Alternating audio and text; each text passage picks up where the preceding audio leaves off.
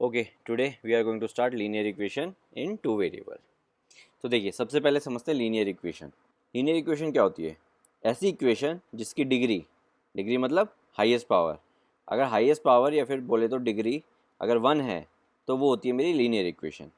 अब आती है टू वेरिएबल की बात, यानी ऐसी इक्वेशन जिसकी डिग्री तो 1 है बट वेरिएबल 2 हैं, एक x है एक y है, इस तरह से मान सकते हैं। ठीक है, तो यहाँ पे देखिए, ये जो इक्वेशन है 2x plus Y equal to 0, ये लीनियर इक्वेशन तो है बट ये linear equation in two variable नहीं है। क्यों? क्योंकि यहाँ पे वेरिएबल सिर्फ एक है जो कि x है। अब यहाँ पे देखिए, इस इक्वेशन को आप ऑब्जर्व करेंगे तो आपको हाईएस्ट पावर मिलेगी 1, ठीक है, और वेरिएबल कितने हैं? 2। तो ये एक एग्जाम्पल हुआ linear equation in two variable, एक वेरिएबल x है एक वेरिएबल y है। और इसी तरह से ये नीचे कुछ और एग्जाम्पल्स आपको मैंशन किए हुए हैं। आप सभी इक्वेशन को ऑब्जर्व करेंगे तो सबकी हाईएस्ट पावर 1 है, यानी डिग्री 1 है, और वेरिएबल्स कितने हैं? वेरिएबल्स 2 हैं। क्लियर है ये चीज़? अब आते हैं linear equation in two variable, उसका एक स्टैंडर्ड फॉर्मेट होता है। ठीक है, वो स्टैंडर्ड फॉर्मेट क्या है? वो स्टैंडर्ड फॉर्मेट ये है, ठीक है, ax plus B Y plus C equals to 0। तो x एंड y तो यहाँ पे क्या है? वेरिएबल्स हैं। a एंड b यहाँ पे क्या है? कोफिशिएंट्स हैं। कैसे? a तो है x का कोफिशिएंट, b है y का कोफिशिएंट, ठीक है, और c है एक कांस्टेंट। तो कभी भी कोई भी linear equation in two variable इस स्टैंडर्ड फॉर्मेट में रिप्रेजेंट की जा सकती है। ठीक है, इसको और डिटेल में समझने के लिए करते हैं एग्जांपल नंबर 1। एग्जांपल नंबर 1 में आपको क्या बोल रहा है? Right each of the following equation in form of a x plus B Y plus c, यानी इन इक्वेशन को आपको स्टैंडर्ड फॉर्म में लिखना है। ठीक है, और उस स्टैंडर्ड फॉर्म में लिखने के बाद आपको क्या करना है? ए बी एंड सी की वैल्यूज़ बतानी है। क्लियर है? ओके, तो देखिए, सबसे पहले मैं स्टैंडर्ड फॉर्मेट लिख देता हूँ यहाँ पे ऊपर आपके लिए, a x plus B Y plus C equals to 0। अब देखिए, मुझे इन सब इक्वेशन को सबसे पहले स्टैंडर्ड फॉर्मेट में लाना होगा अगर मुझे ए एंड बी एंड सी की वैल्यू फाइंड करनी है।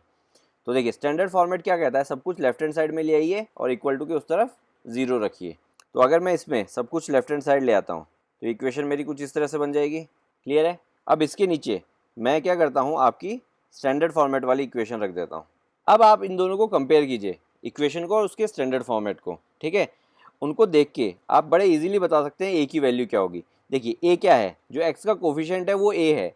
यहाँ पे इक्वेशन में एक्स का कोफिशिएंट क्या है? मेरे पास 2 है, तो ए की वैल्यू क्या हो गई?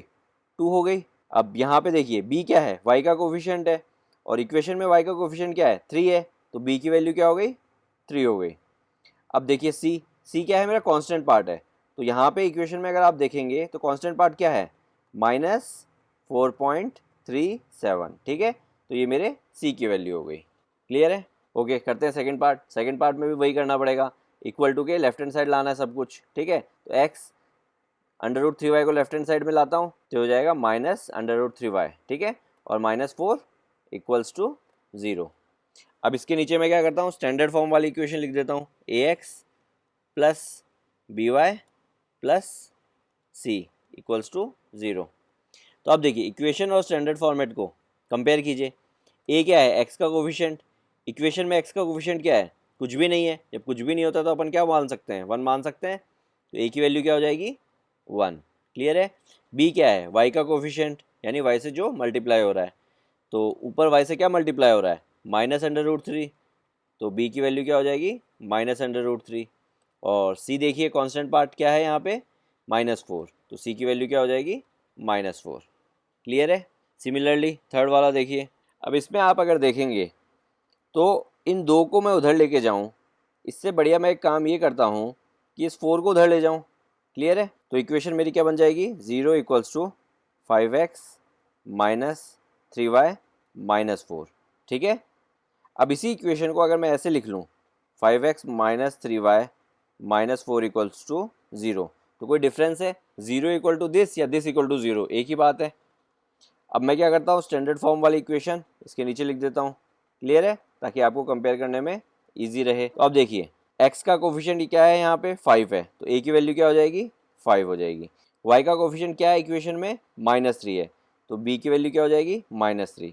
और c क्या है? Constant part. यहाँ पे कांस्टेंट पार्ट क्या है? -4, तो c की वैल्यू हो जाएगी -4। क्लियर है? अब आते हैं फोर्थ पार्ट पे। अगेन सब कुछ लेफ्ट हैंड साइड में ले जाना होगा मुझे, तो हो जाएगा 2x minus Y equals to 0। Clear है? तो अब मैं स्टैंडर्ड इक्वेशन नीचे लिख देता हूँ। ठीक है, अब दोनों इक्वेशन को कंपेयर कीजिए, x का कोफिशिएंट क्या है 2, तो a की वैल्यू क्या हो गई 2, y का कोफिशिएंट क्या है यहाँ पे -1, ठीक है। अगर किसी को कोई डाउट है तो -y लिखूँ या -1y लिखूँ, एक ही बात है, ठीक है। तो b की वैल्यू क्या हो गई -1, क्लियर है। अब देखिए कोई कांस्टेंट पार्ट है नहीं ऊपर, तो ऊपर वाली इक्वेशन को अगर मैं इस तरह से लिख दूँ +0 करके, तो इक्वेशन में तो कुछ फ़र्क नहीं पड़ेगा, क्योंकि 0 आप अगर ऐड करते हो तो वैल्यू पे कोई फ़र्क नहीं पड़ता। तो अगर मैं इस तरह से लिख देता हूँ तो c की वैल्यू मेरे पास क्या आ जाएगी 0, क्लियर है ये चीज़। अच्छा, थर्ड पार्ट में जो बुक में जो सॉल्यूशन है, ठीक है, वहाँ पे जो अगर आप वैल्यूज़ को ऑब्जर्व करेंगे तो सबके साइन अलग हैं। बुक में -5 है, +3 है और +4 है, क्लियर है। अपना +5 है, -3 -4 है, तो बुक वाला आंसर भी करेक्ट है और अपना आंसर भी करेक्ट है, क्लियर है। ऐसा क्यों? क्योंकि बुक वाले ने क्या किया, इन दोनों को लेफ्ट हैंड साइड लेके चला गया, ठीक है। अपन ने क्या किया, 4 को राइट हैंड साइड लेके गए, तो इसके कारण अपने साइंस अलग आ रहे हैं, ठीक है, साइन उल्टे आ रहे हैं, तो इससे कोई फ़र्क नहीं पड़ता, आपका आंसर सही कंसिडर किया जाएगा। ओके, अब आते हैं एग्जाम्पल नंबर 2 में। एग्जाम्पल नंबर 2 में आपको क्या करना है, इन इक्वेशंस को 2 वेरिएबल में कन्वर्ट करना है आपको।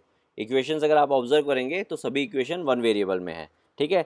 तो 1 वेरिएबल से आपको 2 वेरिएबल में कन्वर्ट करना है। ओके, तो देखिए फर्स्ट वाला पार्ट करते हैं। x इक्वल टू -5, ठीक है। मुझे एक वेरिएबल इंट्रोड्यूस करना पड़ेगा अगर मुझे इसको 2 वेरिएबल में कन्वर्ट करना है, तो मुझे इस तरह से इंट्रोड्यूस करना पड़ेगा कि इक्वेशन भी चेंज ना हो और मेरा काम भी हो जाए। तो देखिए अगर मैं इसको ऐसे लिखूँ x + 0 × y, डॉट का मतलब मल्टीप्लाई होता है, अगर आपको चाहिए तो आप मल्टीप्लाई का साइन भी लगा सकते हैं और डॉट भी लगा सकते हैं, इक्वल टू -5। तो अब आप इस इक्वेशन को ऑब्जर्व करेंगे, ठीक है, तो ये 2 वेरिएबल इक्वेशन है और ऊपर वाली और नीचे वाली इक्वेशन में कोई फ़र्क नहीं है। क्यों? क्योंकि 0 × y तो क्या है 0 है, तो किसी भी वैल्यू में अगर मैं 0 ऐड करता हूँ तो उसकी वैल्यू पे कोई फ़र्क नहीं पड़ता, ठीक है। तो मैंने इक्वेशन को 2 वेरिएबल में कन्वर्ट भी कर दिया और इक्वेशन को चेंज भी नहीं किया, क्लियर है ये चीज़। आइए सेकंड पार्ट करते हैं। देखिए y मेरे पास ऑलरेडी है, x मुझे इंट्रोड्यूस करना है, ठीक है। तो 0.x + y = 2, डॉट का मतलब मल्टीप्लाई है, ठीक है। तो देखिए इक्वेशन मेरी 2 वेरिएबल में हो गई और इक्वेशन पे कोई फ़र्क भी नहीं पड़ा, ठीक है, क्योंकि 0x क्या है 0 है, तो 0 + y क्या होगा y ही होगा, क्लियर है। अगेन यहाँ पे देखिए थर्ड पार्ट में इसको कैसे लिख सकते हैं, 2x + 0y = 3। ओके, तो इस तरह से ये वाली इक्वेशन भी 2 वेरिएबल में कन्वर्ट हो गई, क्लियर है।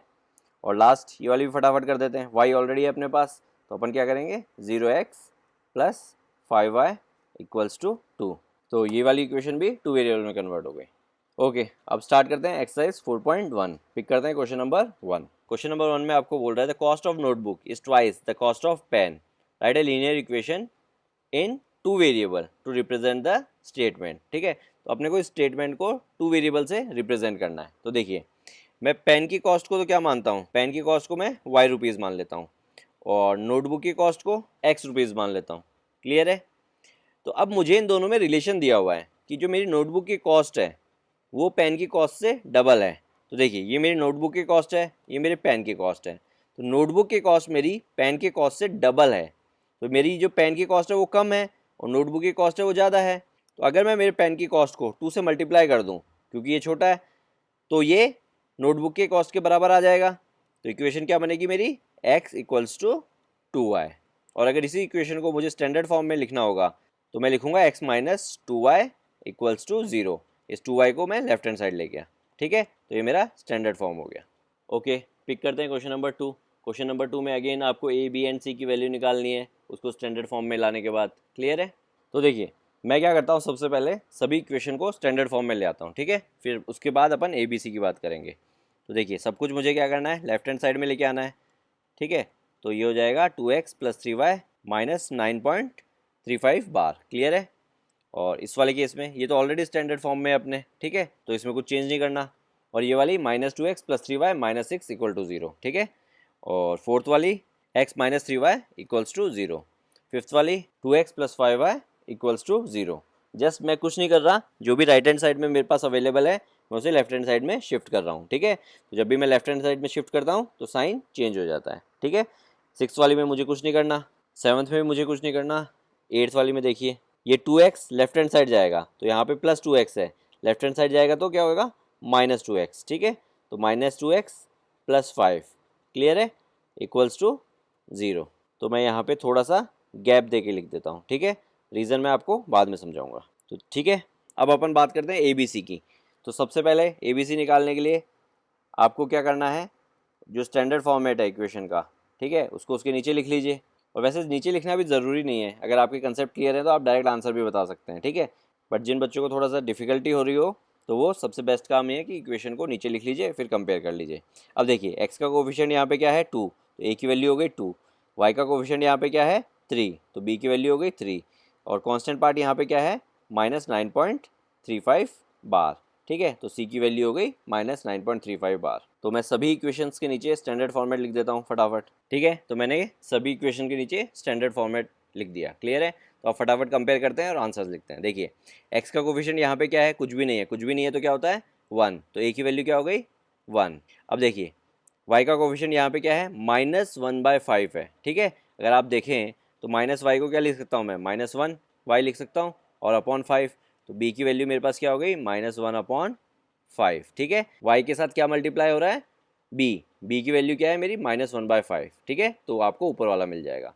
अब सी को कंपेयर कीजिए, सी की वैल्यू आप क्लियरली देख सकते हैं -10, ठीक है।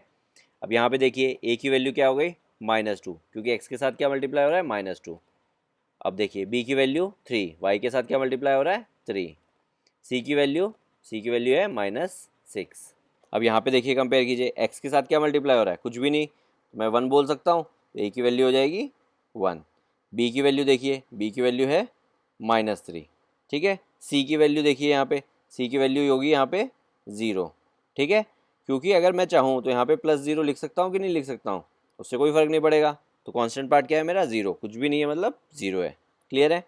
सिमिलरली फिफ्थ वाला देखिए, यहाँ पे भी मैं +0 लिख सकता हूँ, ठीक है। तो इससे सी की वैल्यू क्या हो जाएगी 0, बी की वैल्यू क्या है यहाँ पे 5, ए की वैल्यू यहाँ पे क्या है 2, क्लियर है। अब देखिए इस वाली इक्वेशन को मैं रीराइट कर देता हूँ, क्योंकि यहाँ पे मेरे पास सेकंड वेरिएबल है ही नहीं, ठीक है। तो इस इक्वेशन को कैसे लिख सकता हूँ मैं, 3x + 0y + 2 = 0, ऐसे लिख सकता हूँ नहीं लिख सकता हूँ, क्योंकि 0y क्या है 0, और 0 में ऐड करता हूँ तो कोई फ़र्क नहीं पड़ता। तो अब देखिए ए की वैल्यू क्या है 3। अब देखिए क्योंकि वाई पार्ट था ही नहीं, तो बी की वैल्यू क्या होगी 0। और वरना आप यहाँ पे इक्वेशन से कंपेयर करके भी बता सकते हैं, और अगर आप इस तरह से नहीं लिखेंगे तो आप वैसे ऊपर डायरेक्ट देख के भी बता सकते हैं, क्योंकि वाई पार्ट है ही नहीं। और वाई पार्ट क्यों नहीं है, क्योंकि बी 0 होगा शायद, इसीलिए नहीं है, क्लियर है। सी की वैल्यू क्या हो गई 2। अब अगेन यहाँ पे भी देखिए एक्स पार्ट नहीं है, तो एक्स पार्ट जब नहीं है तो मैं ऐड कर सकता हूँ 0x + y - 2, इस तरह से लिख सकता हूँ। तो अगर आप देखेंगे तो ए की वैल्यू क्या हो जाएगी 0, क्यों, क्योंकि एक्स पार्ट था ही नहीं। तो एक्स पार्ट क्यों नहीं था, क्योंकि ए की वैल्यू 0 थी, इसलिए नहीं था। बी की वैल्यू क्या हो जाएगी 1, क्योंकि वाई के साथ कुछ मल्टीप्लाई नहीं हो रहा, तो 1 तो होगा ही होगा अगर जब कुछ भी नहीं होता तो। सी की वैल्यू क्या हो जाएगी -2, क्लियर है। अब यहाँ पे अगेन मैंने स्पेस इसीलिए छोड़ा था ताकि मैं वाई पार्ट लिख सकूँ। तो देखिए मैं वाई पार्ट लिखता हूँ, क्या लिखूँगा 0.y, ठीक है, +5। तो देखिए ए की वैल्यू तो क्या हो जाएगी -2, क्लियर है। बी की वैल्यू क्या हो जाएगी 0, सी की वैल्यू क्या हो जाएगी 5। ओके, तो ये एक्सरसाइज तो बहुत ईजी एक्सरसाइज थी, ठीक है। तो आप एक्स्ट्रा बुक से भी प्रैक्टिस कीजिएगा, ठीक है। क्यों, क्योंकि एनसीईआरटी में तो बहुत ईजी क्वेश्चन दे रखे हैं, तो एक्स्ट्रा बुक से डेफिनेटली प्रैक्टिस कीजिएगा ताकि आपका बेस मजबूत रहे अगले साल बोर्ड के लिए, क्लियर है। Okay, then see you in the next video. From your mentoring, make a difference. Hereby, students can contact us for group and individual mentoring session. Our location is mentioned in video description. Others can contact us for online classes, online doubt clearing sessions, and for other online videos which are not publicly available on YouTube. Thank you.